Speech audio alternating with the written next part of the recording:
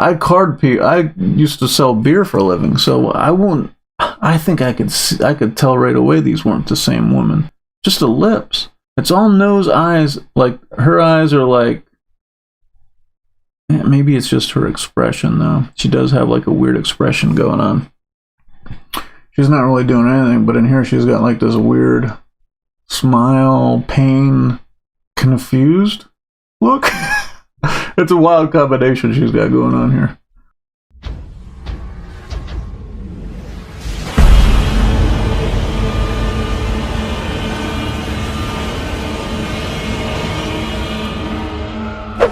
What the fuck is up, internet? I'm that dude Swainzilla, aka old guy with too much time on his hands, coming at you from the man cave, and this is crazy ass news.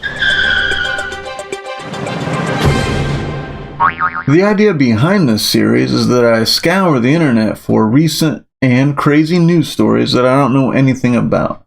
I pick articles based solely on their headlines, and then I read through them while talking shit the whole time. Woman poisons her lookalike with cheesecake to steal her identity. Man, why do I feel like poisoning someone with a drink seems kind of classy? But trying to murder someone with cake seems kind of cheesy. I sure do hope this woman gets her just desserts. A con woman who tried murdering her lookalike with a poisoned piece of cheesecake almost got away with it. Oh, damn. And if not for the sleuthing skills of the private investigator who tracked her down, she might have gotten away with something much worse, too. What? Yo, this sounds like, this sounds like a movie, dude. What? This sounds like a movie.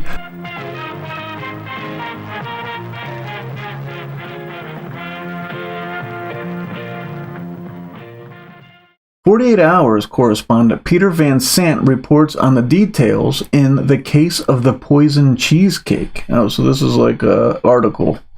In August 2016, what? All the way back then?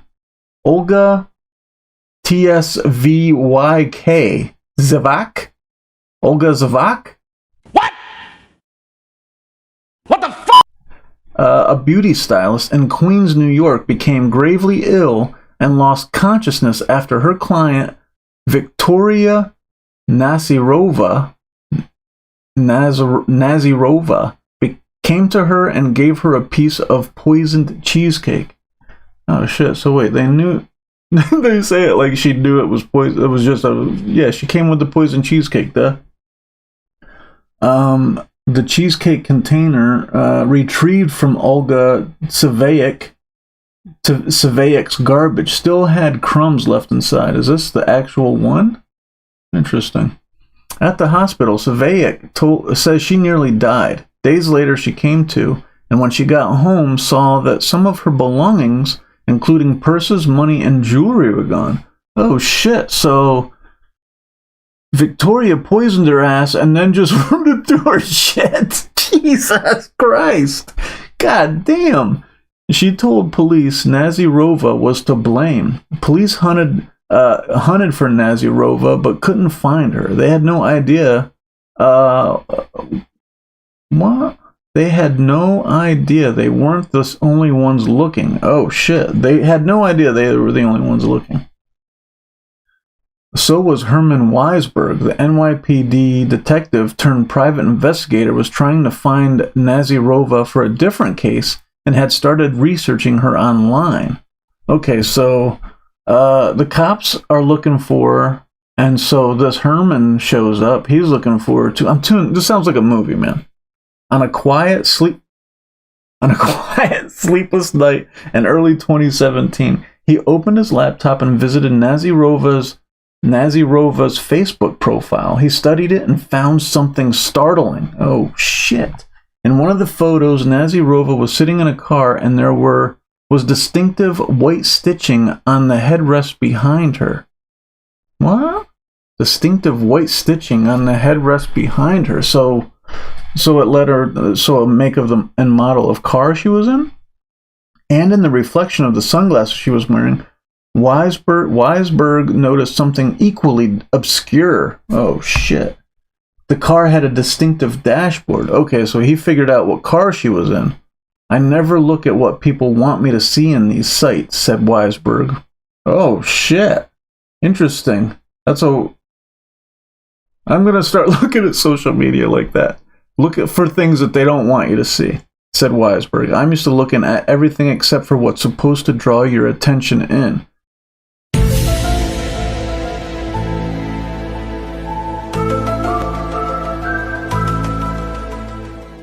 Oh shit, so is this the picture? The sunglasses, I don't see a dashboard. It looks like a window. Like a drive-through window? I don't know, maybe I'm just hungry. At a remarkable example of old-school detective work, Weisberg went to a giant parking lot and started looking into car windows one by one. He wanted to find the kind of car Nasyrova had been sitting in when the photo was taken. Wait. So he's saying this car is obscure, but then he just goes into a random parking lot and starts looking and seeing if he can find a car like it? Can't be that rare, am I right? He said, I must have been peering into cars for a good hour until I had what I was pretty positive was it, Weisberg said. Remarkably, he found the stitching and dashboard from Nasyrova's photo in an actual car. It was a Chrysler 300. I guess they are kind of rare. I guess they're kind of rare, but not really. You don't see them that much anymore. They were kind of big. Maybe in 2017. Were they big back then? Maybe. Next, he wondered if he could find the specific Chrysler 300 from the photo. On Facebook, Nasyrova had liked and reviewed restaurants in a heavily Russian neighborhood of Brooklyn named Sheepshead Bay, so Weisberg speculated that she might be living there. I mean, yeah, that's not very sleuthy. I mean, if she's always there, you would just kind of assume. Maybe not, though. Maybe she was in that area to throw her scent off. Hard to tell. He sent out a team to look for Chrysler 300s with the same interior in the neighborhood. He says they found dozens, noting the license plate information. Yeah, I mean, like, there's dozens of them. Like, I didn't think they were that rare. At this time, they must have been like a big thing. They gave him a list, and he ran the plates. Among the results was a Russian-sounding name. He came up with an address linked to the car. When he checked out the apartment building, he realized it looked familiar.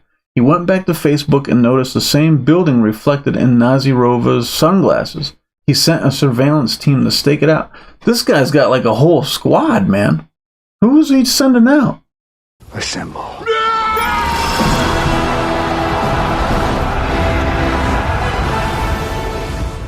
At the building, Weisberg's operative saw several women who resembled Nasyrova, but he had to be sure. So Weisberg says he employed an informal technique he'd learned about during his years at NYPD. I was in narcotics, where you're always constantly chasing people, he said. And when people run, they throw away a jacket or they turn their shirt inside out. Bottom line is, nobody ever changes their shoes.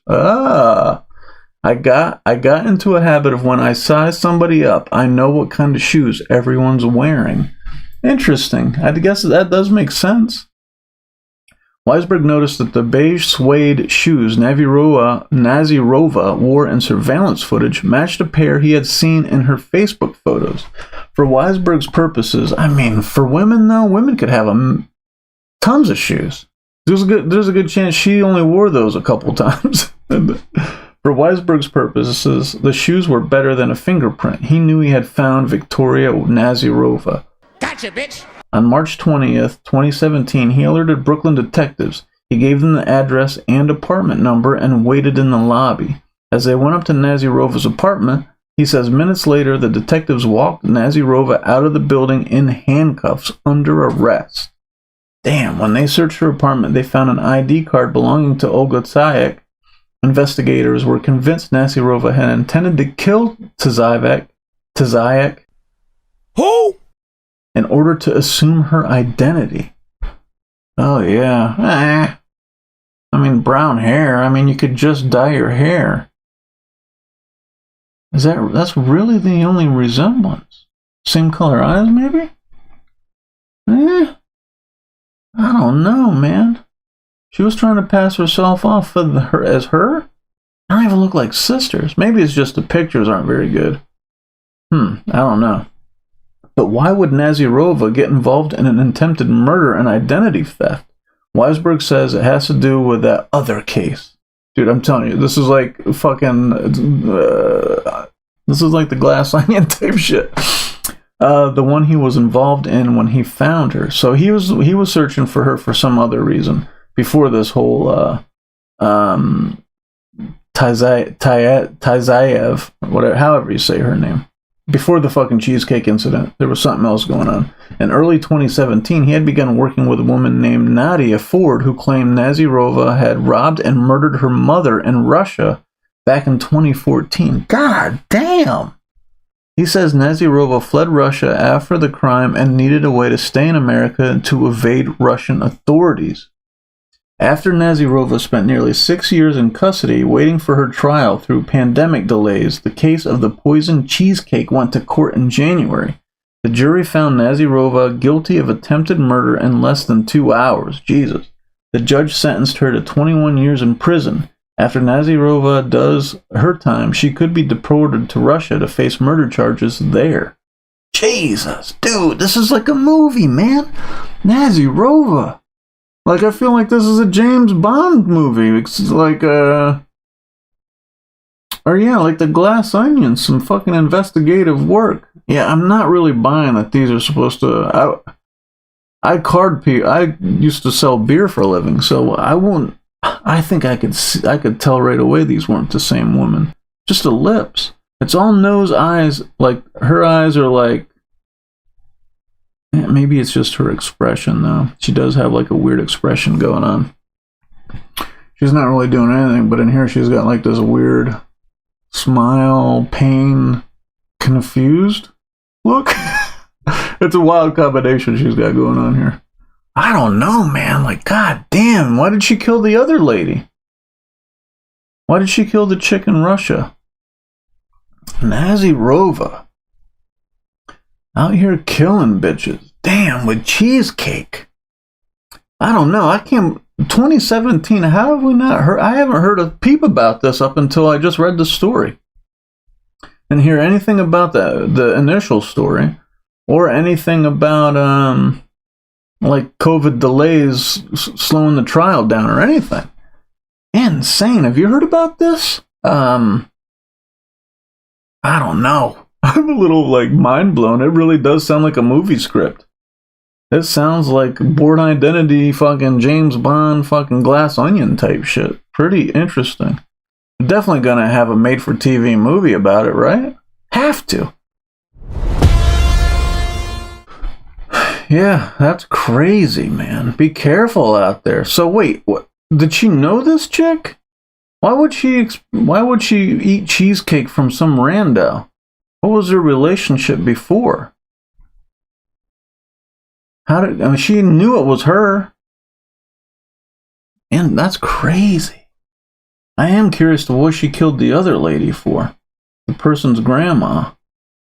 And then how does this guy got a whole fucking team of operatives? Jesus, this just scratches the surface of this thing. They definitely need... Come on, who does the fucking made-for-TV movies anymore? I guess it's just Netflix, right? Netflix or Hulu? This is definitely a Hulu show. Damn, crazy. I don't know, what do you think about this? Have you heard about this? Insane. Like I said, I'm mind blown. But anyway, that's all I got for now. I'll catch you on the next one. Later.